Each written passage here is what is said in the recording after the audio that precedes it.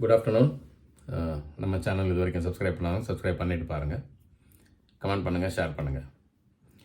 இன்றைக்கி நம்ம நிதியமைச்சர் திருமதி நிர்மலா சீதாராமன் அவர்கள் சொன்ன ஒரு விஷயத்தை பற்றி பேச போகிறோம். நான் தேர்தலில் போட்டியிடக்க என்னிடம் போதுமான பண வசதி இல்லை அப்படின்னு அவங்க சொல்லியிருக்காங்க. ஒரு ஃபைனான்ஸ் மினிஸ்டராக இருக்கிறவங்க, இந்தியா மாதிரியான ஒரு மிகப்பெரிய ஜனநாயக நாடு, அதிக மக்கள் தொகை கொண்ட நாடு, சிறந்த பொருளாதாரத்தின் அடிப்படையில் இருக்கிற நாடு, செல்ஃப் ட்ரிப்பல்டு. இப்போ நம்ம நாடு யாரை நம்பியும் கிடையாது, எந்த நாட்டை நம்பியும் நம்ம கிடையாது. செல்ஃப் ட்ரிப்பல்டு, தானாக சுய முன்னேற்றத்தில் செயல்படுற நாடு இது. அப்படிப்பட்ட ஒரு நாட்டுக்கு ஃபைனான்ஸ் நிதி மந்திரியாக இருக்கிறவங்க தன்னிடம் பணம் இல்லை தேர்தல் போட்டியிட அப்படின்னு சொல்லியிருக்காங்க. அவங்க சொன்னது உண்மையாக கூட இருக்கலாம், அவங்களோட ஃபைனான்ஸ் கண்டிஷன்ஸு. அதை இண்டிவிஜுவல்ஸை பற்றி நம்ம ஆராயறதுக்கு நமக்கு யாருக்கும் உரிமை கிடையாது. ஆனால் எதிர்கட்சிகள் இதை ஒரு பெரிய பேசு பொருளாக ஆக்கியிருக்காங்க. முக்கியமாக திரு செல்வப்பெருந்தகை அவர்கள், தமிழக காங்கிரஸ் கமிட்டி தலைவர், என்ன சொல்லியிருக்காருன்னா, உங்ககிட்ட பண்ணலைன்னா திருமதி தமிழிசை சவுந்தரராஜன்கிட்டையும் திரு எல்முருகன்கிட்டையும் இருக்கா அப்படின்னு கிண்டல் பண்ணுற மாதிரி கேட்குறாங்க. அவங்கக்கிட்ட பண்ணலைன்னாக்கா மோடி அவர்கள், அமித்ஷா அவர்கள், ராஜ்நாத் சிங் அவர்கள், அவங்கக்கிட்டலாம் இருக்கா? இந்த மாதிரியான கேள்விகளை எதிர்கட்சிகள் தொடர்ந்து கேட்டுட்டு வராங்க. அவங்க ரொம்ப பிஸி ஆகிட்டாங்கன்னு தான் சொல்லணும். இந்த ஒரு பர்டிகுலர் விஷயத்தில் எதிர்கட்சிகள் இதை பேசிகிட்டு இருக்காங்க. இது பிஜேபியோட ஒரு ராஜதந்திரமாகவும் நம்ம பார்க்கலாம். ஒரு பிரச்சனையை கிளப்பி விட்டுட்டாங்க, ஸோ அதை பற்றி எதிர்கட்சிகள் வேறு இதெல்லாம் பேசிகிட்டு இருக்காங்க. But BJP is focusing on elections. So அந்த மாதிரி கூட அதை வியூ பண்ணலாம். ஒவ்வொருத்தர் பார்வை ஒரு மாதிரி இருக்கும். ஸோ அப்படியே இருக்கும்போது திரு சுப்பிரமணிய சாமி அவர்கள் என்ன சொல்கிறாருனாக்கா, இவங்க ஏற்கனவே ஒரு இன்டர்வியூவில் அவர் சொல்லியிருக்காரு, இந்த மேடம்க்கு ஒன்றும் தெரியாது, பிஎம் ஆஃபீஸ்னு ஒன்று இருக்குது, அங்கேருந்து வரக்கூடிய ஃபைல்கள் தான் இவங்க கையெழுத்து போடுறாங்க அப்படின்னு சொல்லியிருக்காரு.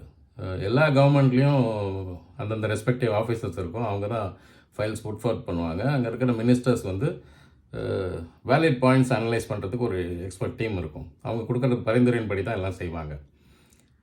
ரெண்டாவது அவருக்கு, சுப்பிரமணிய சாமி அவர்களுக்கும் மினிஸ்ட்ரி ஏதாவது கிடைக்கும் அப்படின்னு எதிர்பார்த்தார். முக்கியமாக நிதித்துறை கிடைக்கும்னு எதிர்பார்த்துருக்கு. கடைசியில் அவருக்கு ஒன்றும் கொடுக்கல. அந்த கோபத்தில் கூட அவர் இப்படி பேசியிருக்கலாம் அப்படின்னு சொல்லியிருக்காங்க. இன்னும் கொஞ்சம் வன்மையாக சொல்லியிருக்காரு.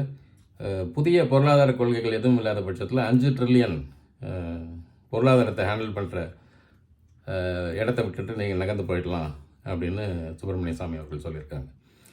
ஸோ உட்கட்சியிலேருந்தும் அவங்களுக்கு ஒரு அதிருப்தியை வெளிப்படுது. வெளியில் எதிர்கட்சிகளும் சொல்கிறாங்க. உடனே கேட்பாங்க, தேர்தல் அரசியலுக்கு பயந்து தான் அவங்க தேர்தலில் போட்டியிட விருப்பம் இல்லை. என்ன சொன்னாங்க, பெங்களூரில், கர்நாடகாவில் 2 கான்ஸ்டிடுவன்சி எதிர்பார்த்தாங்க. இல்லை தமிழ்நாட்டில் அவங்க போட்டியிடுவாங்கன்னு ஒரு பேச்சு இருந்தது. இல்லை ஆந்திர பிரதேஷ், அவரோட கணவரோட மாநிலம், ஆந்திராவில் போட்டியிடுவாங்கன்னு எதிர்பார்த்தாங்க. கடைசியில் எங்கேயும் நிற்கலை அவங்க. அதுக்கு இன்னும் சில தரப்பு என்ன சொல்கிறாங்கனாக்கா, இவங்கெல்லாம் தேர்தலில் நின்று ஜெயிக்காமல் அரசால் நியமிக்கப்படும் மந்திரிகளாக தான் இருக்காங்க. அவங்க அந்த பவர்ஸ் என்ஜாய் பண்ணுறாங்க. லைக் ஜெய்சங்கர், நம்ம எக்ஸ்டர்னல் அஃபேர்ஸ் மினிஸ்டர் இருக்கார். அவர் பல காலங்கள் கான்சுலேட் ஜென்ரல்ஸ் வேரியஸ் கண்ட்ரீஸில் இருந்திருக்காங்க. 38 ஆண்டு காலம் ஐஎஃப்எஸ், இந்தியன் ஃபாரின் சர்வீஸில் இருந்து பணியாற்றிட்டு வந்திருக்காங்க. அவரை எடுத்து இங்கே போட்டிருக்காங்க.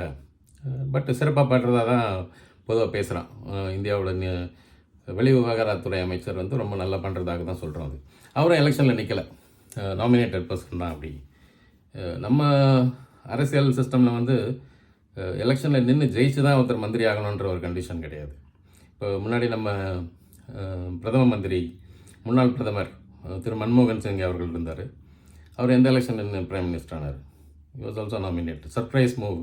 UPA 1 ஜெயிச்சு வந்தப்போ அன்னை சோனியா அவர்கள் என்ன சொன்னாங்க, இவர் தான் பிரதம மந்திரியாக இருக்க போகிறாருன்னு நாமினேட் பண்ணாங்க.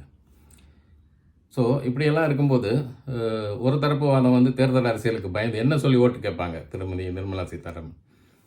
அதுக்கெல்லாம் பயந்து தான் அவங்க தேர்தலில் நிற்காமல் இருக்காங்க.